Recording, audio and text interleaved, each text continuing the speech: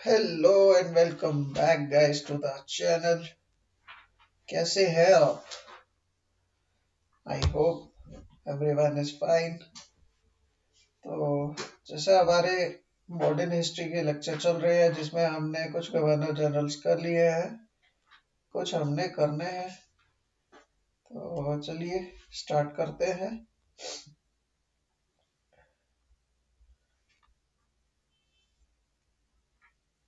हाँ जी, last time Cornwallis किया था ना, तो आज हम करेंगे लॉर्ड वेलेस्ली को। ठीक है, इसमें कुछ ही इम्पोर्टेंट है, मतलब सात ही इम्पोर्टेंट है जो सात मैं बता दूंगा आपको। बाकी पार्ट आज तक की पूछे तो नहीं गए हैं। लेट्स सी, चलिए स्टार्ट करते हैं। तो नेक्स्ट है हमारे पास आज लॉर्ड वेलेस्ली। तो वेलेस्ली ने खुद को टाइटल दिया था कि खुद को उसने क्या बोला था कि वो बंगाल टाइगर है। Consider himself as Bengal tiger. ठीक है। Created Madras presidencies after the annexation of kingdoms of Tanjore and Karnataka.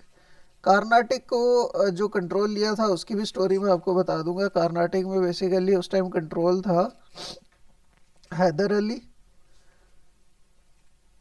और इनके बेटे टीपू सुल्तान। इनकी स्टोरी है यहाँ की।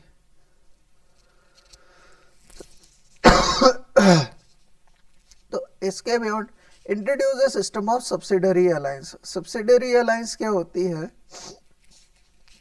कि राजा अपना कंट्रोल तो लेगा बट उनके राजा के ऊपर एक सुपर पावर रहेगी, वो रहेंगे खुद ब्रिटिशर्स। ठीक है, मतलब आप इनके अधीन हो, ब्रिटिशर्स के अधीन है कौन? किंग और किंगडम। तो ये सब तब ही हो पाएगा जब राजा आपसे हार चुका होगा। ठीक है, और इन्होंने यही यहाँ पर अलायंसेस साइन किए हैं किसके पर? हैदराबाद फॉलोड बाय ये सभी से इन्होंने क्या किए हैं, ये अलाइंसेस साइन करवाई थी। हैदराबाद और मैसूर में तो टीपू सुल्तान वाला रीजन है। बाकी जो मराठा रीजन था, मराठास में भी 5 ब्रांचेस थी। ये समझाऊंगा मैं आपको जब जब मैं मराठास वाली विंडो ओपन करूंगा ना। मराठास की हिस्ट्री उनका relevant with during the time of Aurangzeb till Britishers, तो किस तरह से एंग्लो मराठा वॉर्स होते हैं और कौन जीतता है, तो ये सब वहीं पर करवाऊंगा। नेक्स्ट है ट्रीटी ऑफ बेसाइन, ये भी इम्पोर्टेंट है। ठीक है, साइन बिटवीन लॉर्ड वेलेस्ली और Peshwa. Second Anglo Maratha war इन्हीं के टाइम पर हो रही है।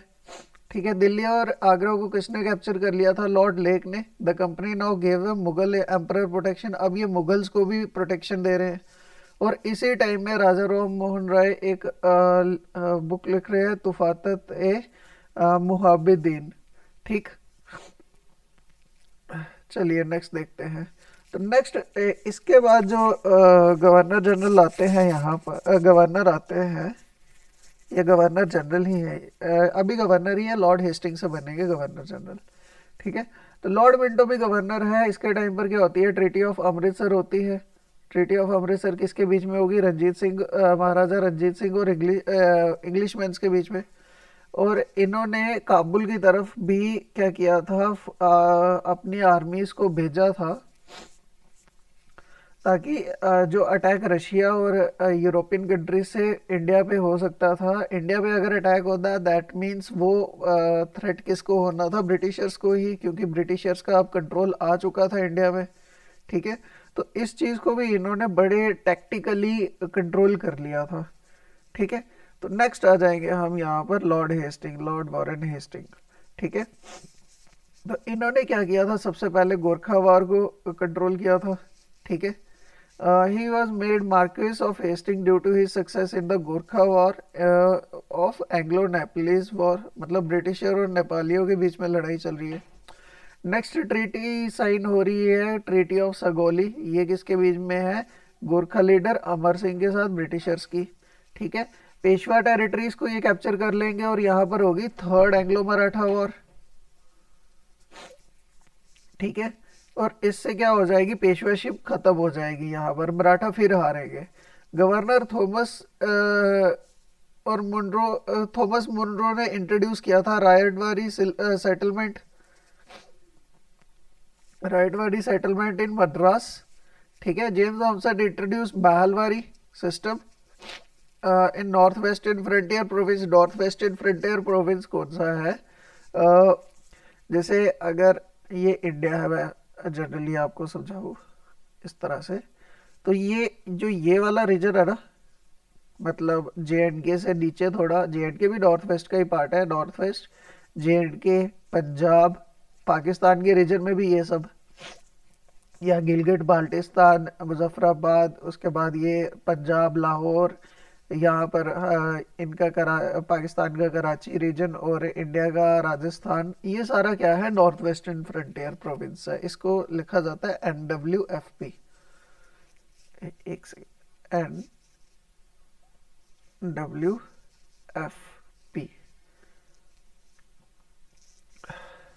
चल, तो नेक्स्ट देखते हैं। नेक्स्ट यहाँ पर अब गवर्नर जनरल आएगा, लॉर्ड आर्महेस्ट। ठीक है। इनके टाइम पर मुगल एम्परर अकबर सेकंड आ जाएंगे। ठीक है। Received him on terms of equality the treaty of Yandabo signed with Burma by Burma and Britishers, according to which British merchants were granted freedom to settle in Rangoon at the Burma's southern coast। Burma उस time किसको बोला जाता था? Present day Myanmar को।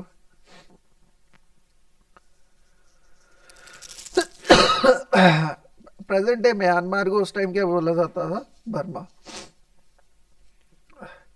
Next, Lord William Bentinck, ये भी एक important है। First governor general of India and signed of India by government of India act 1833।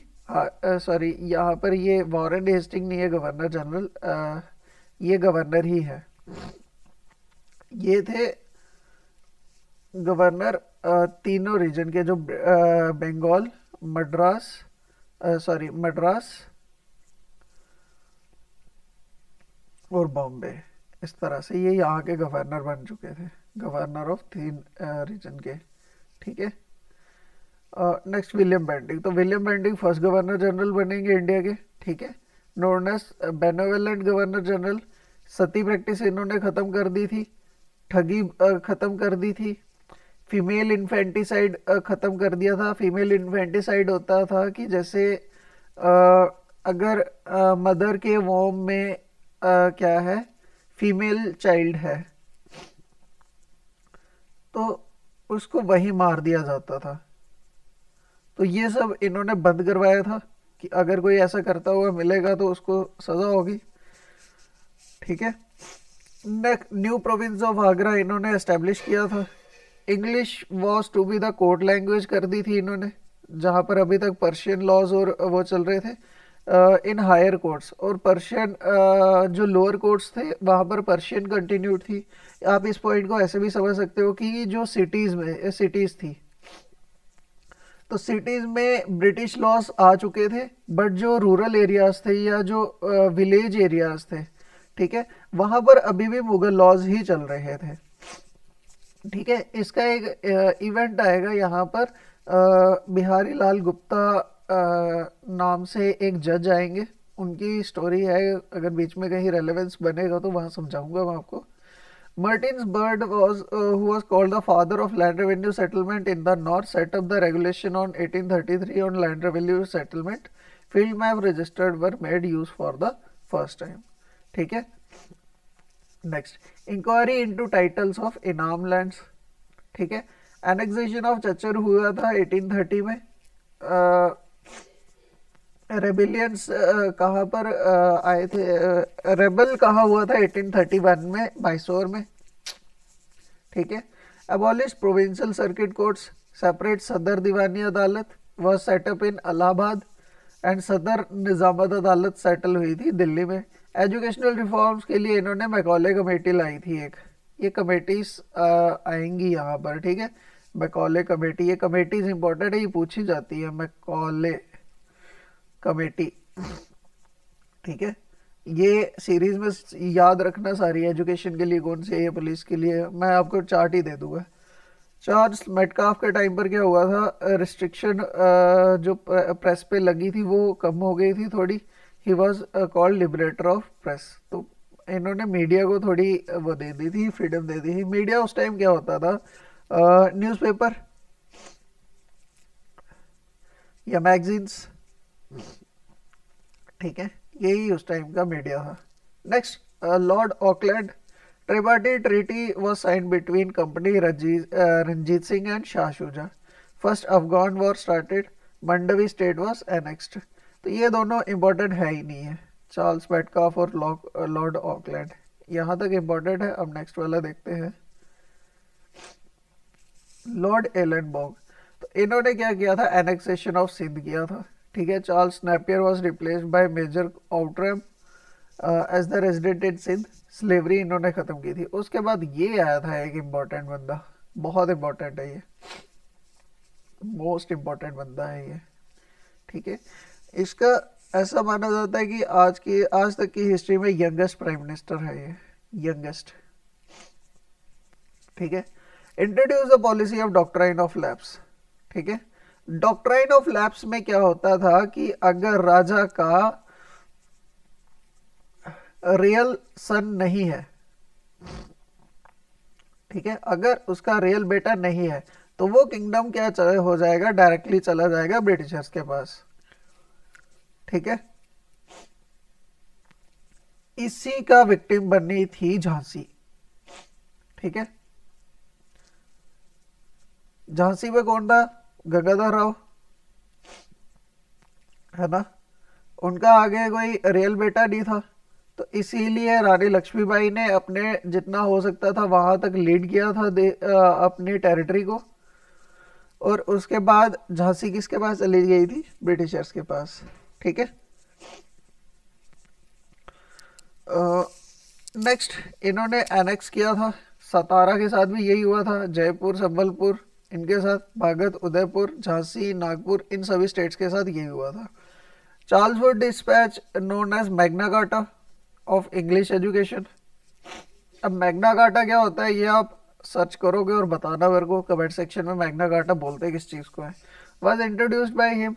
ये चार्ल्स वुड डिस्पैच भी इम्पोर्टेंट है, ये एजुकेशन के रिगार्डिंग है, ठीक है। हाँ जी, suggested a scheme of education for primary to the university level, ठीक है। चार्ल्स वुड डिस्पैच में ये कहा गया था कि जो मतलब मास्टर्स ग्रेड पे पढ़ रहे हैं वो ग्रेजुएशन वालों को पढ़ाएंगे, ग्रेजुएशन वाले हायर सेकेंडरी वालों को पढ़ाएंगे, हायर सेकेंडरी वाले प्राइमरी और हाई स्कूल वाले बच्चों को पढ़ाएंगे। इस तरह से बिना कुछ ज़्यादा वो किए हुए, इन्वेस्टमेंट किए हुए सभी को एजुकेशन मिलेगी, ठीक है। नेक्स्ट आ गया setting up of Anglo vernacular school. Anglo vernacular school क्या होगा, ऐसा स्कूल जहां पर अपनी लोकल लैंग्वेजेस भी पढ़ाई जाएंगी और इंग्लिश भी पढ़ाई जाएगी। In district government colleges is important in important towns, universities and presidency towns, ठीक है, यहाँ पर ये चल रहा था। He also spoke in favour of introduction of vernacular languages. तो वर्नाकुलर लैंग्वेजेस ब्रिटिशर्स को कैसे हेल्प करने वाली थी कि लोगों को वहाँ की कंक्रीट नॉलेज होती है, तो इस चीज़ का वो कल को यूज़ कर सकते हैं अपने प्रॉफिट के लिए, and as a medium of instruction in the educational institutions. Next, development of railways किया था इन्होंने, ठीक है। 49 में ये आ रहे हैं, तो इंडिया में रेलवे कब आया था, 1853 में। पहली ट्रेन कहाँ से कहाँ चली थी, बॉम्बे टू ठाणे, ये चीज़ें पूछी जाती है। और सेकंड ट्रेन कहाँ से कहाँ चली थी, कलकत्ता टू रानीगंज, ठीक है। टेलीग्राफ और पोस्टल सिस्टम भी लाया था, ठीक है। First line extended from Calcutta to Agra. Organised separate PWD department, जैसे आजकल होते हैं पीडब्ल्यूडी, ये उस टाइम एस्टेब्लिश करके बैठा था। Military diverting the military board of this power, Shimla was made summer capital and army headquarters. तो शिमला आज भी इम्पोर्टेंट इसीलिए है क्योंकि वहाँ पर क्या है, ब्रिटिशर्स ने डेवलपमेंट बहुत करके रखी हुई है। हिंदू रीमैरिज एक्ट पास हुआ था। अब जो इसको मैंने शुरू में बताया था ना कि अवध को इन्होंने क्या बनाया था, फर्स्ट फ्रेंड लास्ट एनिमी, तो अब वही करेंगे। अब पूरा इंडिया इनके कंट्रोल में आ चुका है, सभी की वीकनेस इन्होंने अवध से ली है कि किस पे कैसे अटैक करे तो जीतते जाएंगे, किस पे अटैक करेंगे तो जीतते जाएंगे। अब लास्ट में बचा हुआ है अवध। अब ये अवध को भी कंट्रोल कर लेंगे। अवध में क्या बोलेंगे, ये राजा बदतमीज है, मिस गवर्नमेंट कर रहा है, तो इससे भी ले लो, नवाब वाजिद अली शाह से। ठीक है, तो अब अवध भी ब्रिटिशर्स के पास आ चुका है। ठीक है, तो यहाँ पर देखिए पहले बंगाल आया इनके कंट्रोल में, फिर यहाँ पर ये मिले जहाँ पर अवध में।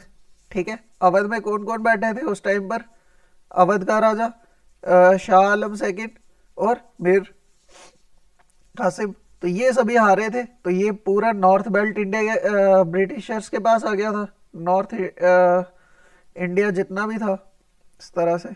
ठीक है, फिर इन्होंने मराठा कंट्रोल कर लिया, मराठा कर लिया, यहाँ मद्रास कर लिया, यहाँ मैसूर कर लिया, तो हमारा पूरा इंडिया इनके कंट्रोल में आ चुका है अब। तो अब पूरा इंडिया इनके पास आ चुका है। 1853 में recruitment of covenanted civil services हुई थी। ये रिक्रूटमेंट नहीं है, रिक्रूटमेंट है ये। Recruitment of COVID-19 civil service by competition examination was started. Post Office Act was passed in 1854. Postage stamps were issued. 1855 में Santhal uprising, Santhal rebellion rebel हुआ था एक। ठीक है, abolition of title of Nawab of Karnataka, तो कर्नाटक में भी नवाब का टाइटल खत्म हुआ था। तो लास्ट यहाँ पर रहेंगे, लास्ट गवर्नर जनरल इंडिया में रहेंगे लॉर्ड कैनिंग, तो यही पहले वाइसरॉय भी बन जाएंगे। तो इन्हीं के टाइम पर रिवॉल्ट ऑफ 1857 होगा, queen Victoria proclamation of government of India act 1858। Doctrine of lapse जो डॉलोजी ने स्टार्ट किया था वो ख़त्म किया, क्योंकि अब इंडिया इनके कंट्रोल में आ चुका है। नई यूनिवर्सिटीज़ बन रही है, कहाँ पर, कैलकाटा में, बॉम्बे में, मद्रास में। इंडिगो रिवोल्ट इनके टाइम पर हो रहा है। White mutiny by Europeans troops of East India company, ये भी यहीं पर हुआ था। Bahadur Shah was sent to Rangoon, कौन से बहादुर शाह है ये दिल्ली वाले Bahadur Shah second. Enactment of IPC Indian penal code, जिसको अब हमारी गवर्नमेंट ने नाम चेंज कर दिए हैं, इनके जो 3 लॉज थे यहाँ पर, नाम याद रखना उनके, करंट अफेयर में करवाऊंगा मैं, लेकिन अभी नॉलेज गैदर कर लो उनकी। Next, Indian council act of 1861 भी इन्हीं के टाइम पर आ रहा है। Enactment of code of criminal procedure भी इनके टाइम पर आ रहा है। क्लियर, तो यही हमारे पास क्या बन चुके थे उसके साथ। ये फर्स्ट वाइसरॉय भी है और लास्ट गवर्नर जनरल भी यही है। ठीक है, चलिए नेक्स्ट देख लेते हैं। नेक्स्ट है लॉर्ड एलिंगन, तो इनके टाइम पर वहाबी मूवमेंट अपराइज हुआ था, जिनको इन्होंने कंट्रोल कर लिया था। जॉन लॉरेंस के टाइम पर फेमाइन कमीशन कॉन्स्टिट्यूट हुआ था। ठीक है, non interference in Afghanistan is called the policy of masterly inactivity. High courts इसने एस्टेब्लिश किए थे कैलकाटा, बॉम्बे और मद्रास में। लॉर्ड मायो के टाइम पर क्या हुआ था, वहाबी और कुका मूवमेंट फिर से एक्टिव हुए थे। मायो वाज मर्डर्ड, ये इंडिया में मरा था। नेक्स्ट है लॉर्ड लिटन, ये बहुत एक तरह से हम बोल सकते हैं कि डेंजरस चीज़ था इंडिया के लिए। ये अपना कंट्रोल दिखाता था हर चीज़ में, इंडिया को कुछ नहीं देना है और बाकी सब चीज़ें खुद के लिए करनी है। ठीक है, passing the Royal Title Act. ठीक है, उसके बाद ये टाइटल दिया था Kaiser Hind to Queen Victoria. Delhi Durbar ये करवाएगा। वर्नैकुलर प्रेस एक्ट इनके टाइम पर आएगा। ठीक है, हाँ जी, आर्म्स एक्ट इसके टाइम पर आएगा। जो सिविल सर्विसेज के लिए एज थी इसने कम कर दी थी, 21 से 19 पे कर दी थी। अब मुझे खुद चीज़ बताओ, आज 20 साल का बच्चा ग्रेजुएट हो रहा है, कम से कम एज 20 साल है ग्रेजुएट होने के लिए, और ये बंदा 19 साल में एक ऑफिसर बना रहा है, और ऐसा ऑफिसर जो पूरी डिस्ट्रिक्ट को संभालेगा, एक पूरे रीजन को संभालेगा। बट इंडिया में ऐसे बहुत थे जिन्होंने 19 साल की उम्र में भी ये एग्ज़ाम क्लियर किया था। एग्जाम्पल्स है जैसे रविंद्रनाथ टैगोर के ब्रदर थे सत्येंद्र नाथ टैगोर। उसके बाद नेताजी हमारे सुभाष चंद्र बोस जी। ठीक है, तो इस तरह की पर्सनालिटीज़ ने ये पेपर 19 साल की उम्र में भी क्लियर किया था। आज तो पेपर देना बहुत इजी है कि 2 घंटे में आप कहीं से भी चले जाओ, दूसरी सिटी में आप एग्ज़ाम दे सकते हो। उस टाइम ये एग्ज़ाम देने के लिए इंडिया से इंग्लैंड जाना पड़ता था, इस तरह से समुंदर का रास्ता क्रॉस करके। ठीक है, उस टाइम प्रॉब्लम्स ज़्यादा थी, बट ये क्या इन्होंने करके दिखाया था। तो आज हम लोग बहाने लगाते हैं कि ये पेपर है, ये रीज़न रहा, ये रीज़न रहा। इन्होंने 19 साल में खुद को आईएएस ऑफिसर बना के दिखाया है। और उस टाइम की पढ़ाई आज की पढ़ाई से डिफ़िकल्ट थी। आज सोर्सेज हमारे पास अबंडेंस में है, लेकिन जिन्होंने करना होता है वो हर सिचुएशन को ओवरकम कर ही लेते हैं। ठीक है, तो ये अटेम्प्ट था कि प्रिवेंट करना है, इंडियंस को रोकना है for entering into civil services, लेकिन फिर भी कुछ कर गए थे। First famine commission under Richard Strachey आया था, तो ये स्ट्रैची कमीशन आई थी, फेमाइन से रिलेटेड है। अब ये कमीशंस याद करते चलना, ये इम्पोर्टेंट होती जाएंगी सभी। ठीक है, next started statutory civil services. Second Anglo Afghan war इस टाइम पर हुआ है, ट्रीटी ऑफ गंदमक 1879 में हो रही है, और ये सब रहेगा यहाँ पर। इस टाइम पर फेमाइन हिट किया था इंडिया में 2 साल के लिए। नेक्स्ट आएगा लॉर्ड रिपन। ठीक है, ये इंसान ऐसी पॉलिसीज मेंटेन करेगा, इंडियंस को लगेगा सब कुछ हमारे उसमें कर रहा है। ठीक है, हमारे फेवर में कर रहा है, बट करेगा कुछ नहीं, ये तब भी ब्रिटिश इंटरेस्ट ही मेंटेन करके रखेगा। ठीक है, passing the first factory act. यहाँ पर इन्होंने क्या किया था कि 14 साल मतलब 14 नहीं सॉरी 11 साल से कम एज का बच्चा कोई भी फैक्ट्री में काम नहीं करेगा। लोगों को बोलेगा हाँ जी बच्चों के बारे में सोच रहे हैं, बट सोचेगा अपना फायदा। Next reappeal of vernacular press act. इसमें इसने क्या किया था कि वर्नाकुलर प्रेस एक्ट में क्या हुआ था कि कोई भी ब्रिटिश गवर्नमेंट के अगेंस्ट नहीं लिखेगा, लेकिन ये बंदा क्या बोलेगा कि आप लिखो, लेकिन वहां पर एक गवर्नमेंट ऑफिसर बैठा रहेगा ब्रिटिशर्स का। ठीक है, जो ये देखेगा कि आप लिख क्या रहे हो। ऑब्वियसली ये गवर्नमेंट ऑफिसर अगर ब्रिटिश गवर्नमेंट का है तो वो ब्रिटिश गवर्नमेंट के खिलाफ तो कुछ लिखने नहीं देगा। लोगों को लगेगा बहुत अच्छा काम कर रहा है, लेकिन कर कुछ नहीं रहा है। Foundation of local self government. Passing of local self government acts in various provinces during the period. Holding of first decennial and regular census. ये इंपॉर्टेंट है, ये पूछा जाता है बार बार। पहला सेंसस इंडिया में कब हुआ था? Which put population to 254 million, मतलब 25.4 करोड़ की पॉपुलेशन थी उस टाइम पर। हंटर कमीशन आएगी एजुकेशन को लेके। ये सारी देखते चलो अब कमीशनें कितनी आती जाती है, ये सारी इंपॉर्टेंट है। ये अभी तक ये सारे पॉइंट्स इंपॉर्टेंट है इसके। ठीक है, 1883-84 saw controversy regarding liberty bill नहीं है, ये इल्बर्ट बिल है।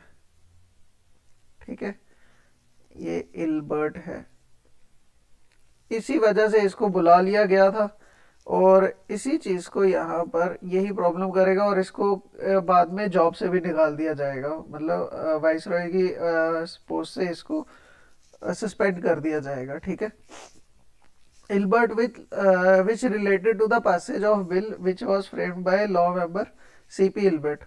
ये बिहारी लाल गुप्ता वाला मैंने बताया था ना पीछे इंसिडेंट एक, तो चलो आपको बता ही देता हूँ। ऐसे बहुत से इंसिडेंट है स्टोरी में, बट बताने से यही होता है कि टाइम लग जाता है उस चीज़ को, फिर वो चीज़ें इंपॉर्टेंट नहीं, मतलब उसका रेलेवेंस तो नहीं होता एग्ज़ाम से, और टाइम वेस्ट हो जाता है।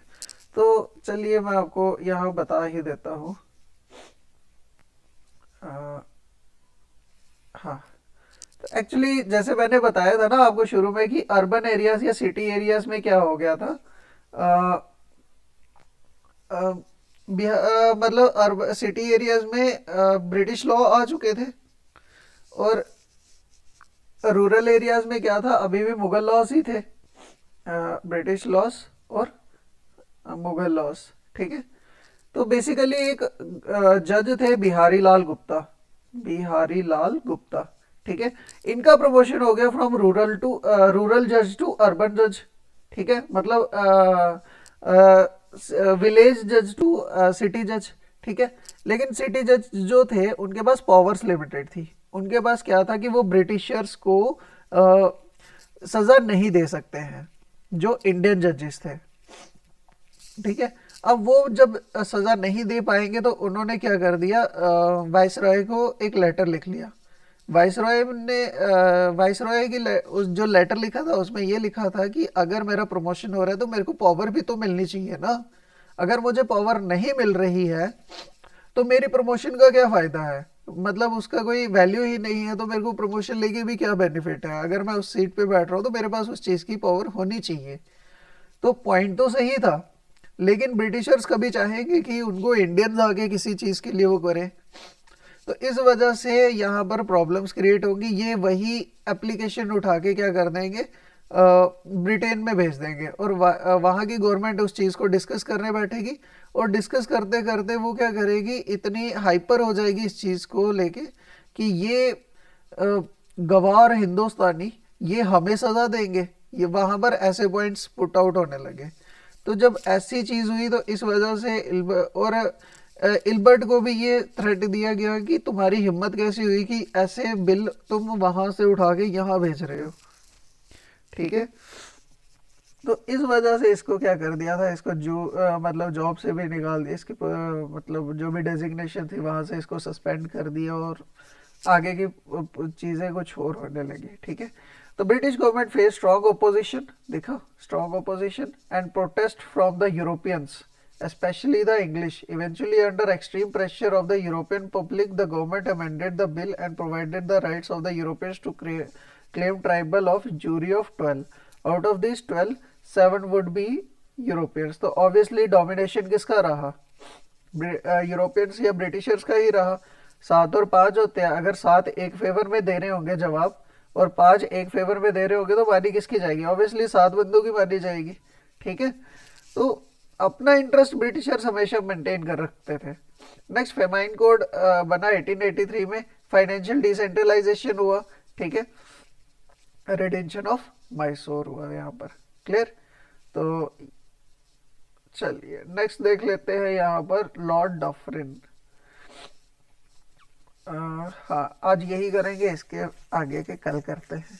लॉर्ड डफरिन ने क्या किया, इनके टाइम पर क्या हो रही है, इंडियन नेशनल कांग्रेस एस्टेब्लिश हो रही है, एंग्लो बर्मिस वॉर हो रही है, ठीक है।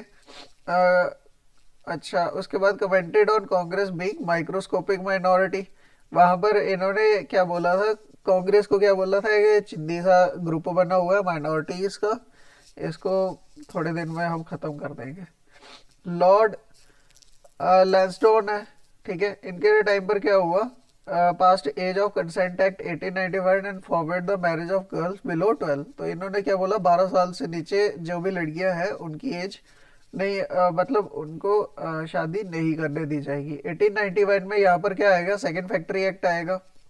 1892 में इंडियन काउंसिल एक्ट ब्रिटिशर्स की तरफ से यहाँ पर आएगा, ठीक है।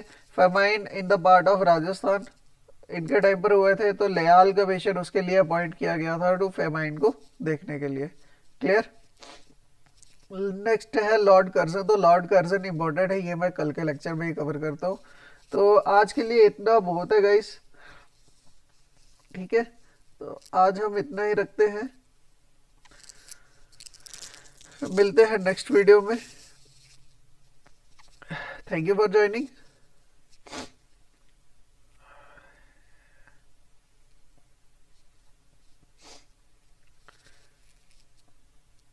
ओके गाइस, मिलते हैं फिर, till then goodbye and have a nice day. और हाँ कुछ डाउट्स हो तो कर दिया करो मैसेज, कोई इश्यू नहीं है। ओके।